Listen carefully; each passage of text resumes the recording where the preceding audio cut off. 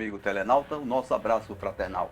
Por intermédio da sua TV Diário do Sertão, passamos a apresentar mais uma edição do programa Mensagem de Esperança.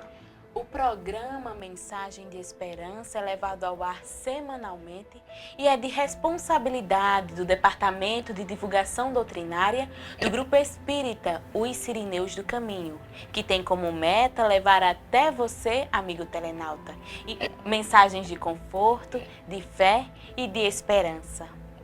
Convidamos você, estimado telenauta, para refletirmos sobre a mensagem Estado Mental. Mensagem essa de autoria do Espírito Emmanuel, psicografada pelo médium Chico Xavier.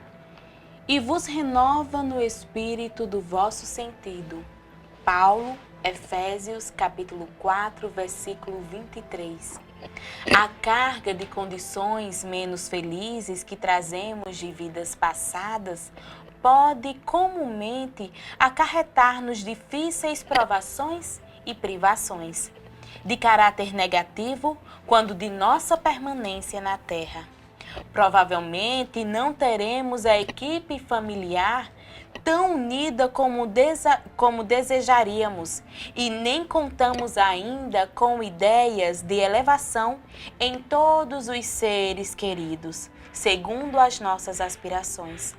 A atividade profissional, com muita frequência, não é aquela que mais se nos harmoniza com o modo de ser, porquanto, em muitos lances da experiência, somos forçados à execução de tarefas menos agradáveis para a regeneração de nossos impulsos inferiores.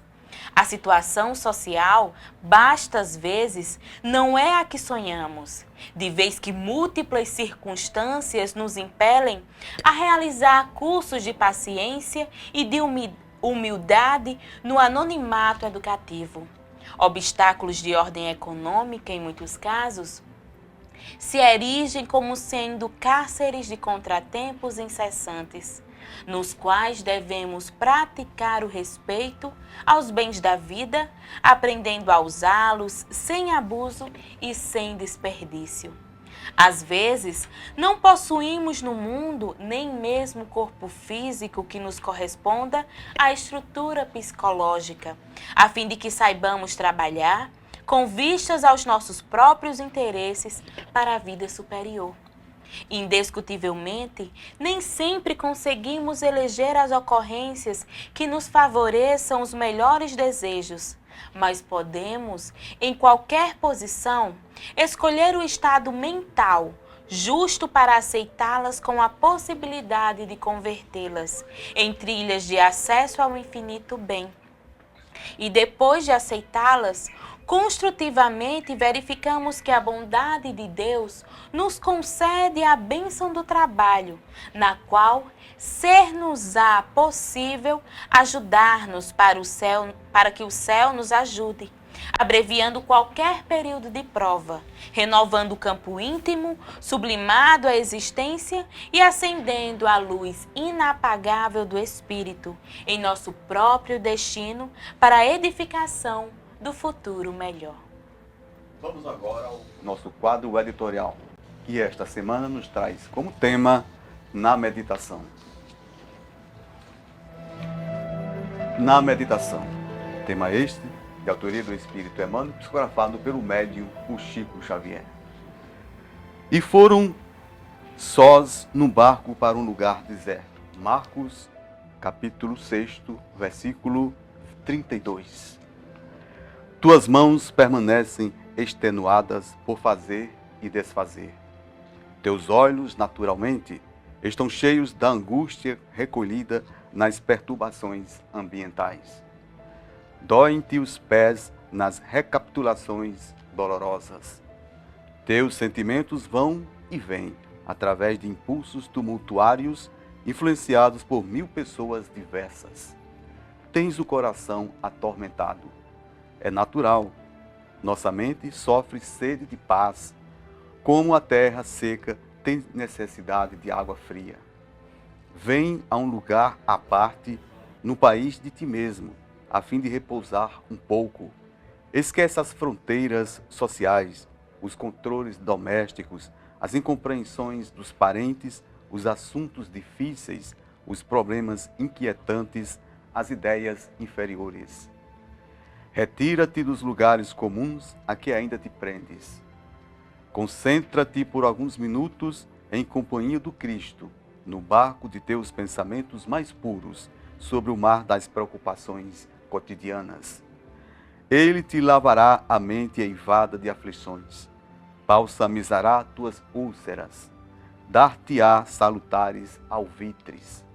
Basta que te cales e tua voz falará no sublime silêncio.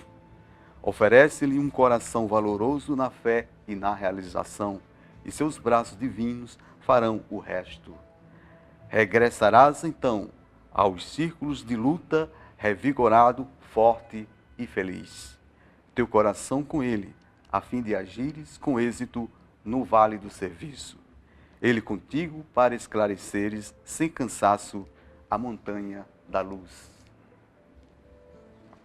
Mensagem de Esperança, em seu momento musical, apresenta o videoclipe com a música Depende de Nós, com o grupo Balão Mágico.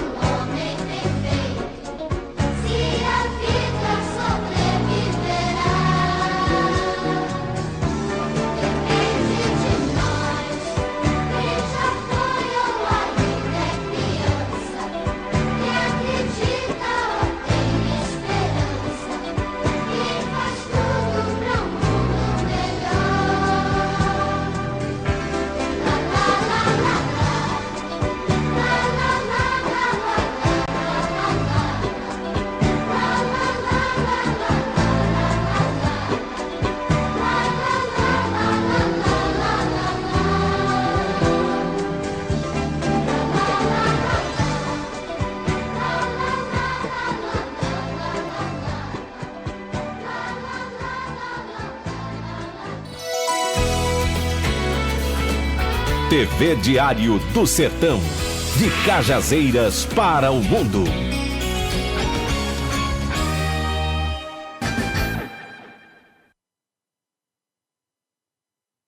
Eu sou de Cajazeiras, a nossa cidade, terra da cultura que me deu saber. Foi o Padre Rulim que nos abençoou. abertos. Pois quem faz tudo certo nesta vida vence. Estou muito feliz falando a verdade. Eu amo esta cidade, sou cajazeirense.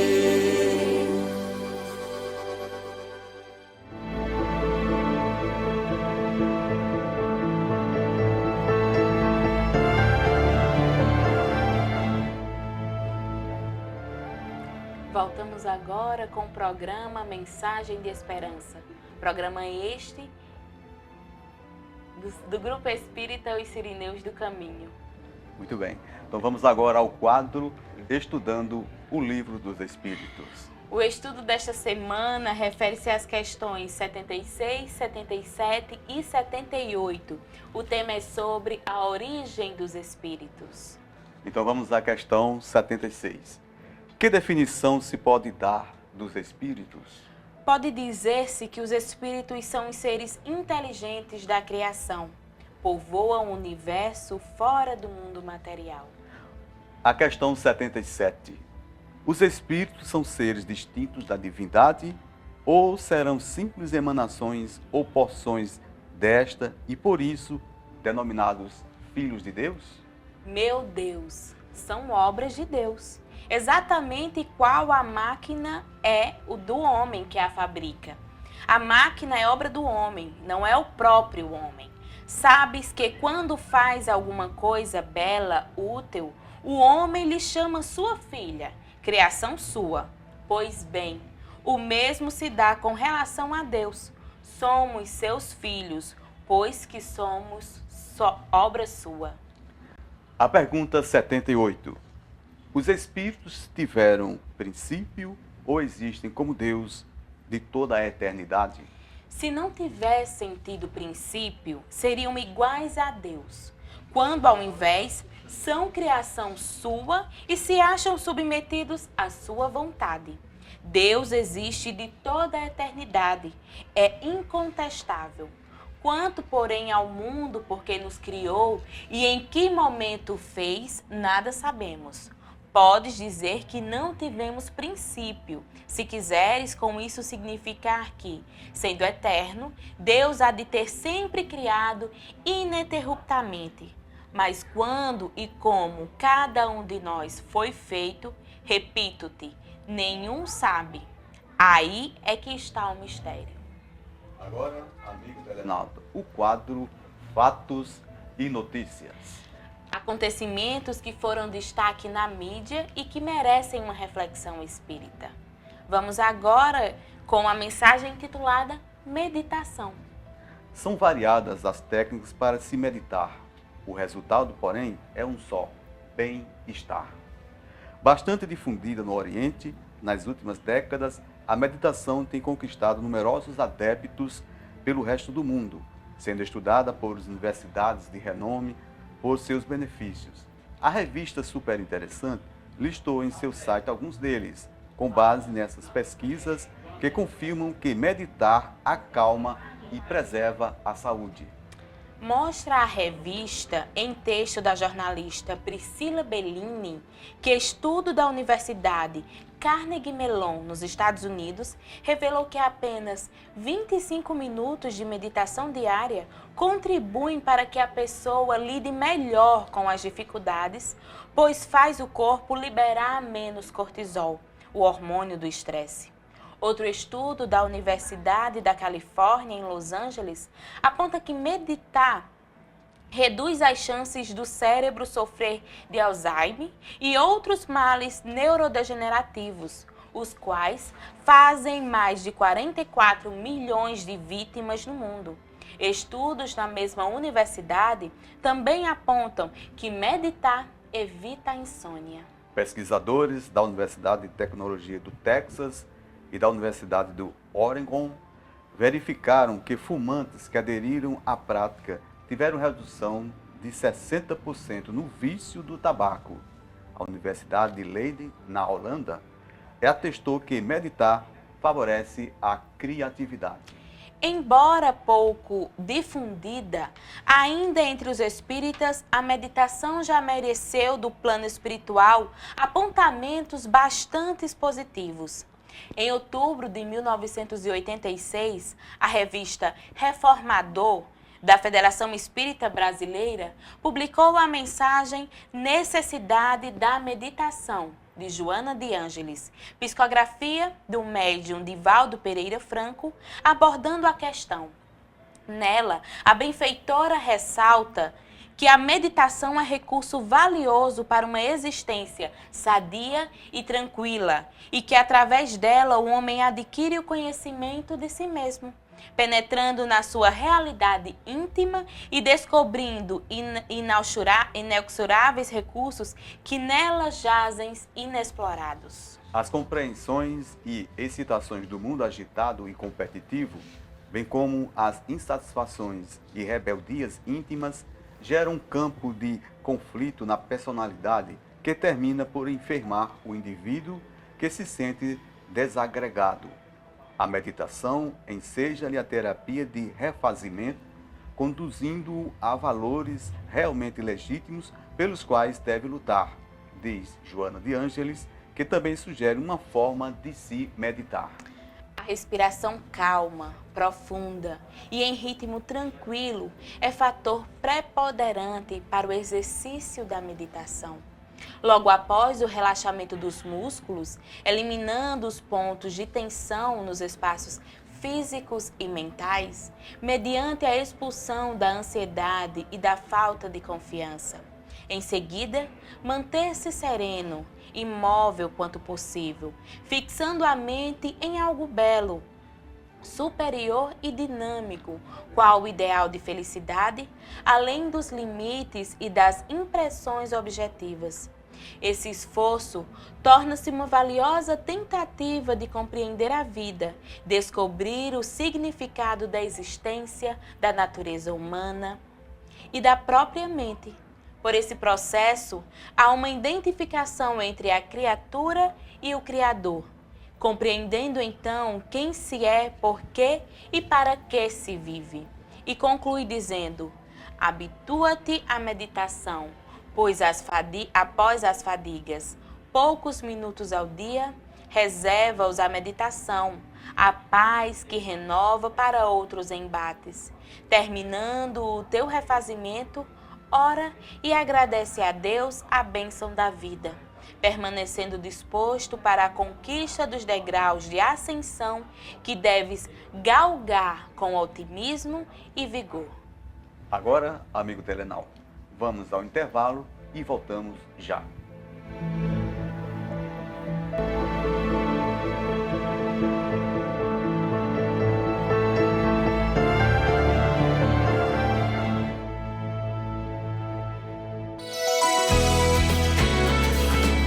TV Diário do Sertão.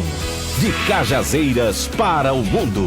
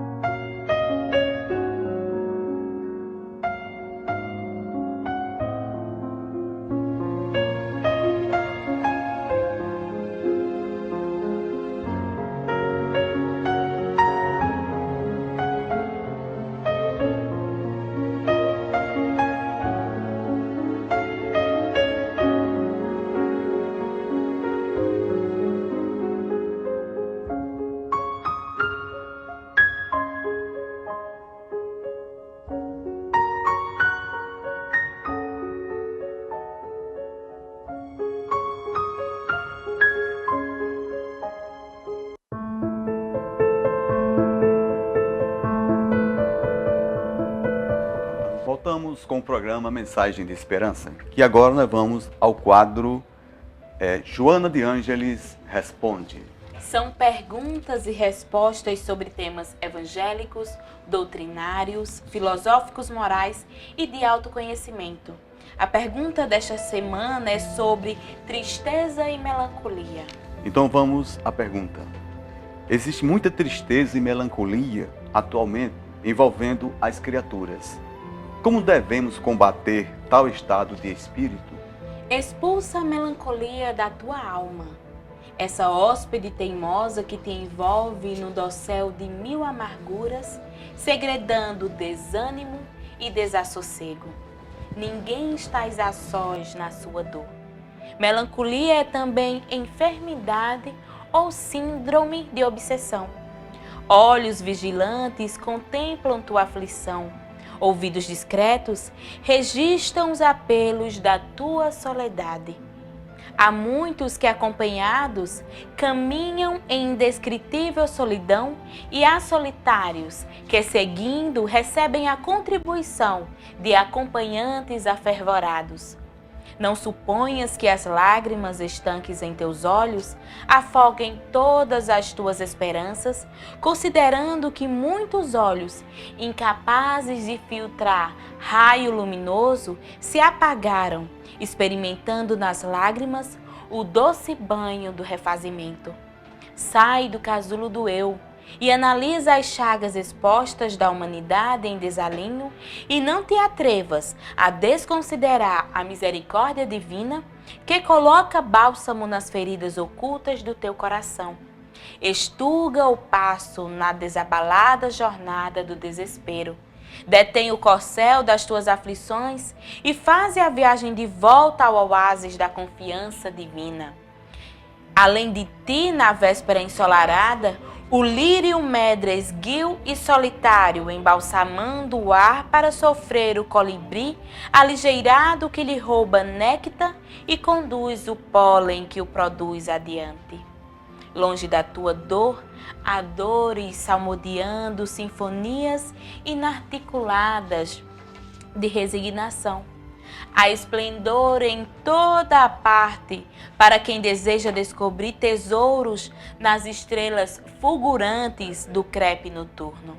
Espera mais, alenta o bom ânimo. Agora, amigo telenauta, nós vamos ler na íntegra a programação semanal do Grupo Espírita Os Sirineus do Caminho. Às segundas e terças-feiras, nós temos o estudo do Evangelho e atendimento fraterno, com início às 18h30.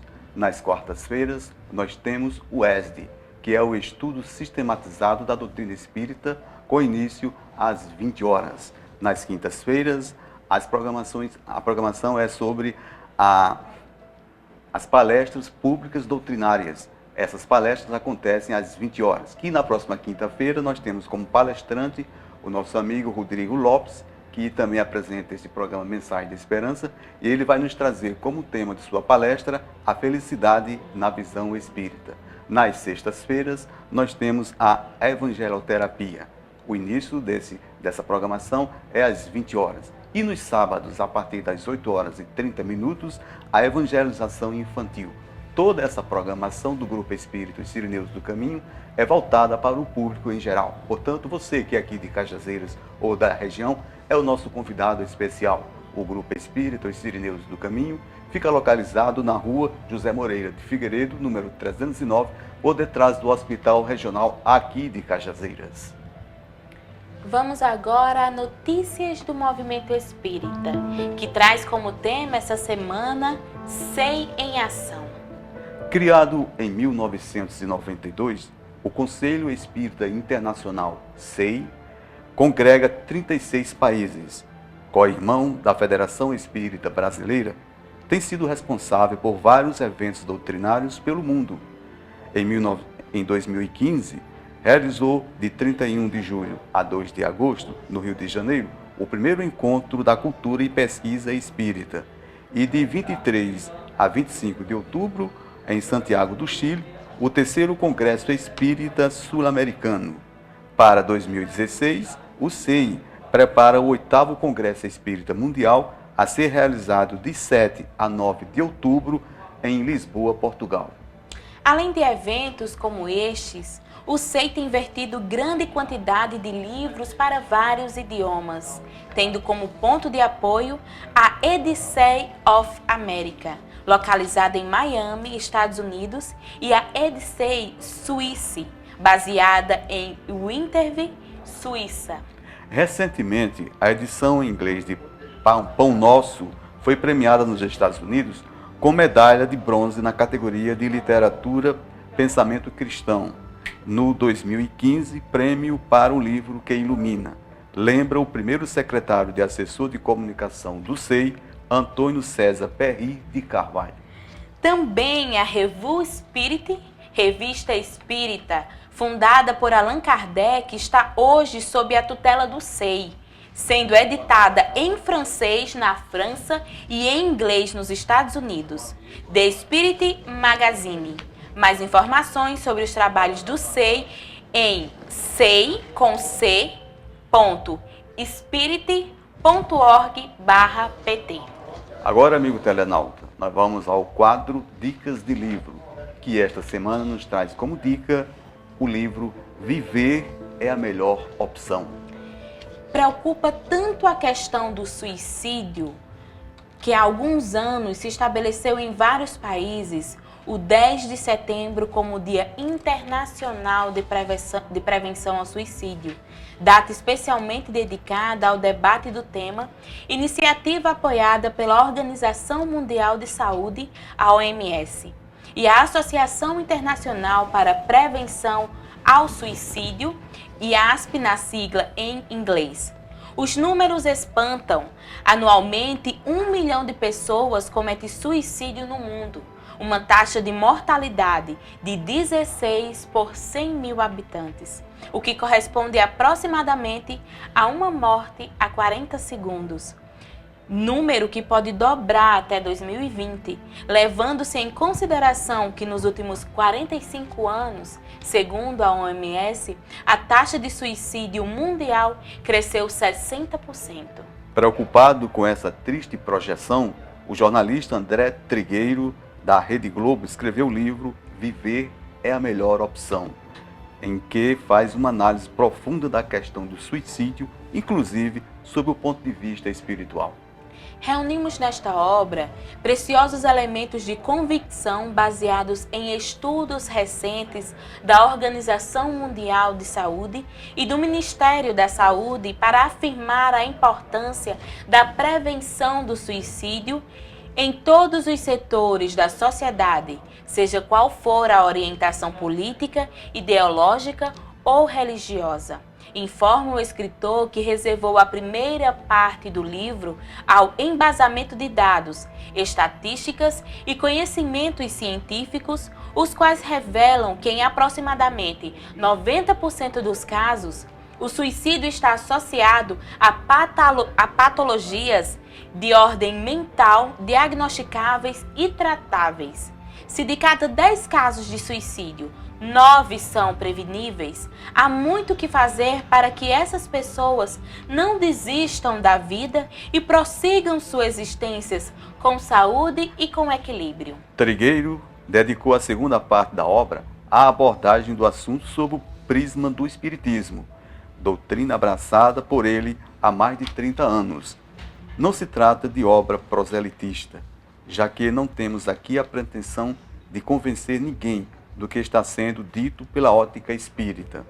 Mas é curioso como a maioria absoluta das tradições espiritualistas do Ocidente e do Oriente, todas as grandes religiões inclusive, convergem na direção de que o suicídio é, no mínimo, um erro de grandes proporções. Não importa a corrente filosófica, humanista ou espiritualista a qual estejamos vinculados, ou se buscamos por conta própria os parâmetros éticos que norteiam a nossa existência. A luta em favor da vida é a causa comum, o que empresta sentido ao conceito de civilização. Estamos juntos na mesma espaçonave. Se a viagem para alguns parece longa e desagradável, e há como reduzir ou eliminar esse desconforto, por que não fazê-lo? que está sentado ao lado não é apenas passageiro, é parte de algo maior que te inclui. Há quem chame isso de humanidade, concluiu o autor. Viver é a melhor opção. Tem o selo da editora espírita Correio Fraterno, que tem uma loja online, que tem o site é www.correiofraterno.com.br/loja e custa apenas R$ 22,80.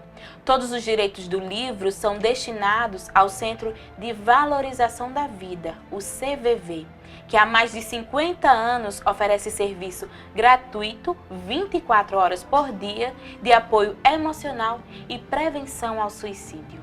Mais um intervalo comercial. Voltamos já.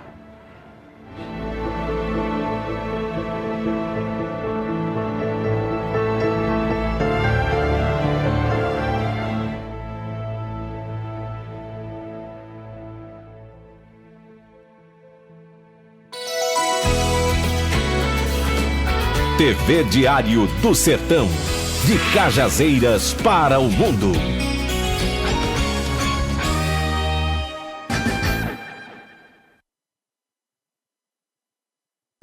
Eu sou de Cajazeiras, a nossa cidade, terra da cultura que me deu saber. Foi o Padre Rulim que nos abençoou, cidade que ensinou a Paraíba a ler. É lindo ver o Cristo de braços abertos, pois quem faz tudo certo nesta vida vence. Estou muito feliz falando a verdade, eu amo esta cidade, sou cajazeirense.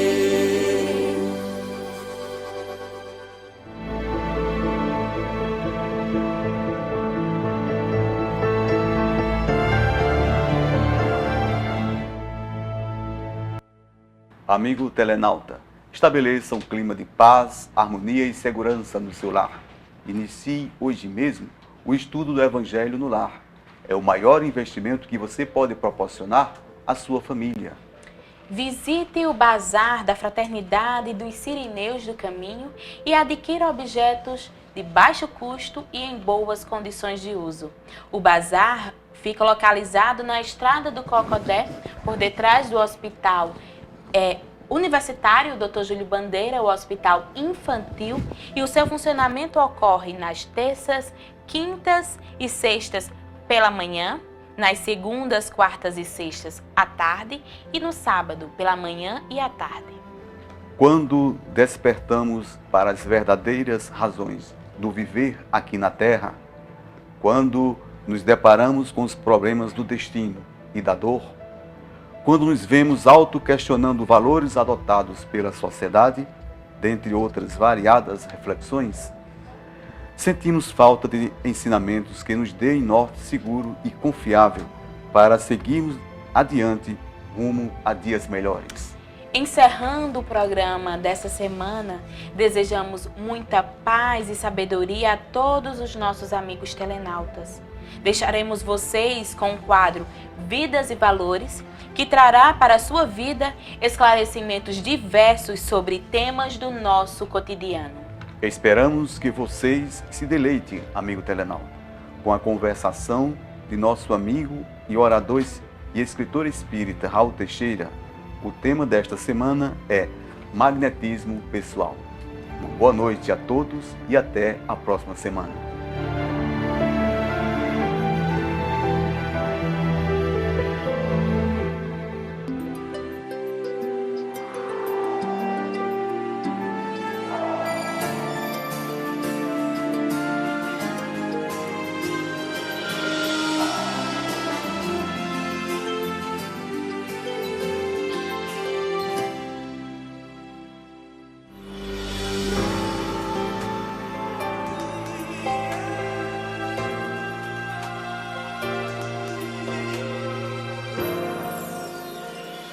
Cada criatura humana é um magneto que caminha pela Terra. A Terra em si mesma é um grande corpo magnético. Mas cada criatura humana é um corpo magnético sobre outro corpo magnético. Cada qual de nós carrega a sua capacidade magnética. E essa capacidade magnética é assim chamada pelo poder de atrair que cada um de nós detém. Essa experiência o ser humano alcançou graças a essas experiências remotas que vimos trazendo ao longo da evolução dos seres, dos mundos, dos planetas, desde quando o átomo é dotado de uma capacidade de atrair as partículas à sua volta, desde que o núcleo atômico se tornou responsável por atrair à sua volta a nuvem de elétrons, até a criatura que atrai para a sua volta um conjunto de pessoas. Ao longo da história da humanidade, encontramos que em toda e qualquer sociedade, desde que os grupos humanos deixaram de ser grupos anômicos, sem coordenação, sem regulação, para se tornar grupos sociais, nunca mais encontramos qualquer desses grupos que não tivesse uma liderança. As criaturas humanas, de uma maneira ou de outra, exigem alguém que a conduza, um líder.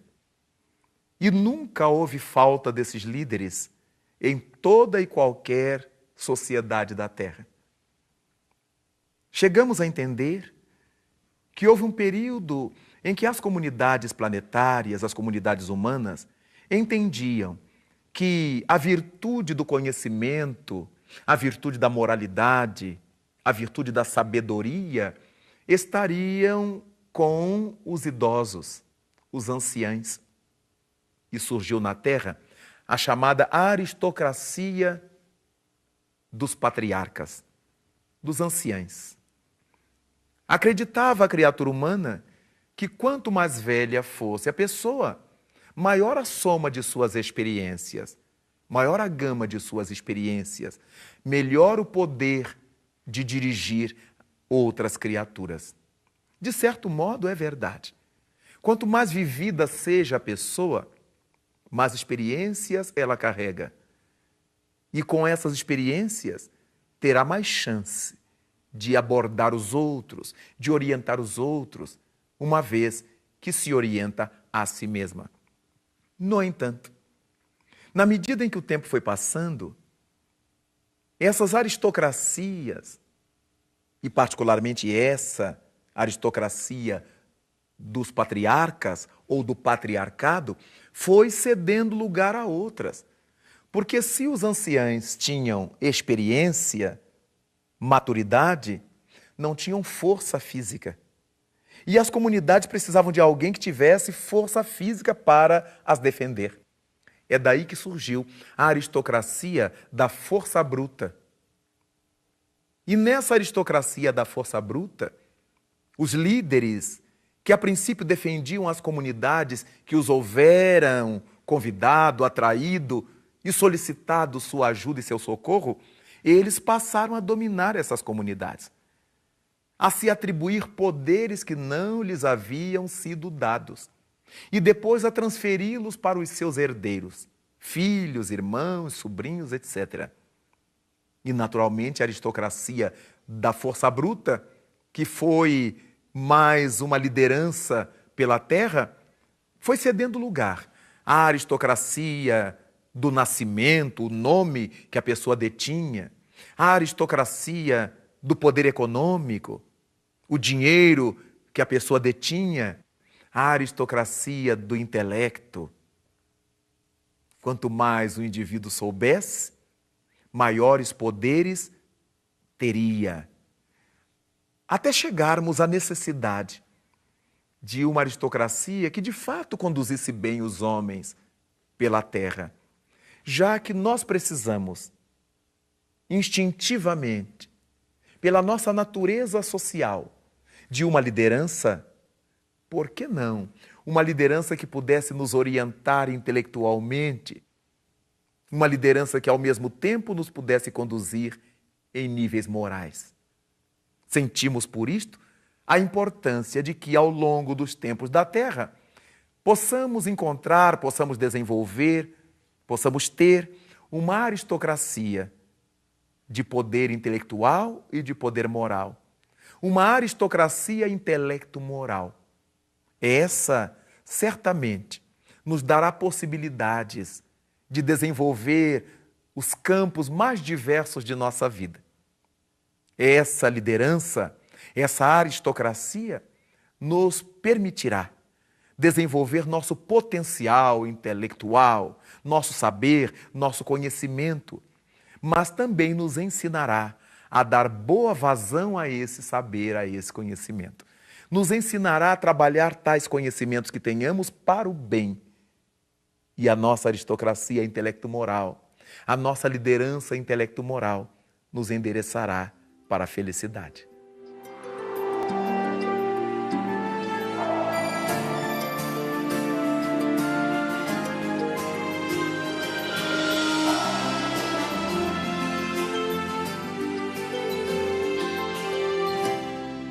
Essa felicidade, naturalmente, terá muito a ver com o esforço que tenhamos feito por conquistá-la.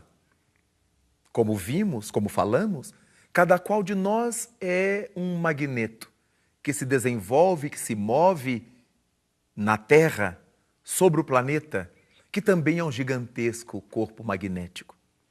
É por isto que os analistas e psicanalistas de várias idades do mundo, desde o século XIX para cá, vêm nos trazendo, com Freud, com Adler, com Gustavo Jung, essas noções de que cada qual de nós carrega em si o chamado it, ou se quisermos, um magnetismo pessoal. Não é à toa que vemos pessoas capazes de atrair para o seu derredor um contingente imenso de outros indivíduos, que se sente bem junto delas, que acata as suas determinações. Encontramos diversos indivíduos espalhados mundo afora que afugentam as pessoas do seu derredor, que ninguém suporta estar ao seu lado, mesmo a sua família, mesmo as pessoas que lhes deveriam ser mais próximas. E a que se deve isto? A princípio, nós podemos cogitar desse nosso magnetismo pessoal. Nós liberamos determinadas energias, se quisermos dizer assim, liberamos de nós determinados fluidos que fazem com que as criaturas sintonizadas com os mesmos ideais nossos tenham vontade de se aproximar.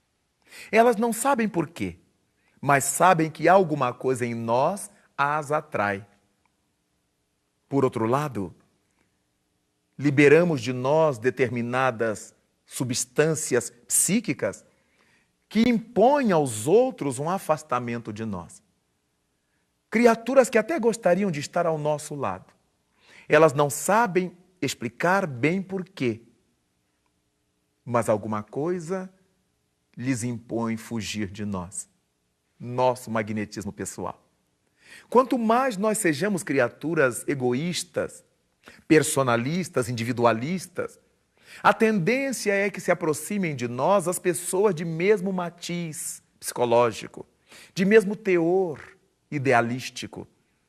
E passamos a compor os grupos, os bandos, passamos a compor as falanges. De acordo com a inclinação dos nossos sentimentos, atraímos indivíduos com inclinações similares. O mundo fala, por exemplo, que Hitler matou a 6 milhões de judeus, que Hitler fomentou isso, fomentou aquilo. Não discutimos a tragédia que o caráter de Adolf Hitler impôs ao mundo ocidental. No entanto, ele não fez isso sozinho. Ele fez isso com dezenas e centenas de oficiais, de homens comuns, mulheres comuns da sociedade, que com ele, com suas ideias, compactuavam. Vejamos o magnetismo de Hitler, capaz de reunir, depois daquele célebre encontro na cervejaria de Munique, aquele contingente enorme de criaturas que o aplaudiu até deparar-se com a tragédia que ele fomentou no solo europeu e no mundo. Mas, ao mesmo tempo, notamos indivíduos como Gandhi, com a sua fala mansa e firme, com o seu caráter de não querer fazer uma guerra contra a violência, porque ele afirmava que qualquer movimento contra a violência teria que ser violento também. Mas ele promoveu um movimento pela não violência de qualquer teor. Reuniu ao seu redor toda a Índia. Os seus jejuns se tornaram famosos, porque com esses jejuns ele promovia a religação de seus irmãos da Índia, do Paquistão que surgiu depois. Gandhi foi esse líder excepcional, com sua energia. E até hoje, depois da sua morte, em 1946, Gandhi é para nós esse ícone da liberdade, atraindo até hoje em torno do seu nome legiões de criaturas de boa vontade, de homens e mulheres que prezam a liberdade. Mas de todos os seres que passaram pela Terra, o magnetismo pessoal mais atraente foi o de Jesus de Nazaré. Nada obstante, nós não conseguíamos entendê-lo. Ele era tão especial que não conseguimos compreendê-lo. Mas ele, pacientíssimo, nos disse: quando eu for erguido no madeiro, atrairei todos os homens a mim. E foi somente depois da sua crucificação que passamos a nos interessar por ele. No entanto, quando na terra onde estava cercado pelas multidões, de famintos, famintos de comida, famintos de amor, famintos de paz, famintos de esperança, famintos de Deus. Esse Deus que Jesus Cristo exprimiu tão bem com a sua vivência e espalhou tão bem entre nós com o seu luminoso e formidável magnetismo pessoal.